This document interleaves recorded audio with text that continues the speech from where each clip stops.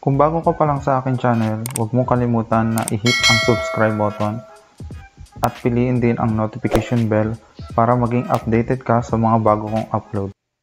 So guys, ganito lang naman kasimple mag-edit ng isang PDF. So first of all, open nyo yung mag-open kayo ng Word application sa inyong laptop or PC.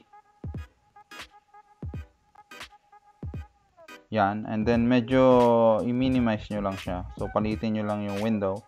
And then look up for the PDF file.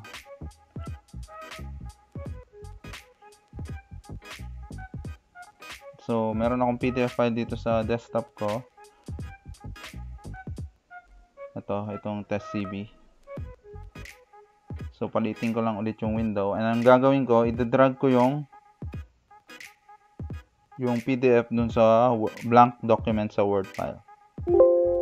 Yan, and then meron akong warning dito or notification na sinasabi na Word will now convert your PDF to an editable Word document. This may take a while. The resulting Word document will be optimized to allow you to edit the text, so it might not look exactly like the original PDF, especially if the original file contained lots of graphics. So, okay nyo lang yan. And then, ganyan na yung magiging kalabasan ng PDF file nyo na na-convert sa Word document. So, dito sa Word document, so editable na siya.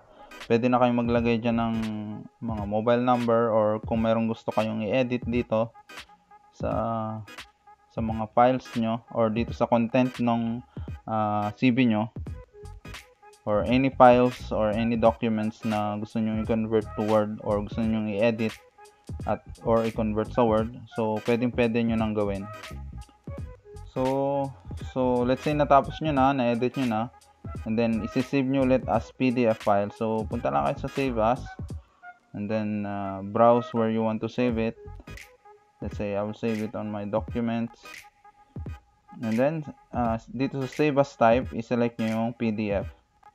So, masasave yung Word file na yan as PDF file. So, palitan ko lang ng converted CB.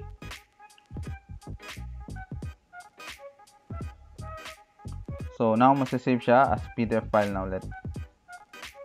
And magre-reflect na rin yung mga changes na inilagay natin. So, yan. Ganyan lang kadali yung pag-edit ng isang PDF by importing it sa Word application. So, I hope nakatulong ito sa inyo. At kung bago ka lang dito sa aking channel, please don't forget to like, comment, and subscribe na rin sa aking channel.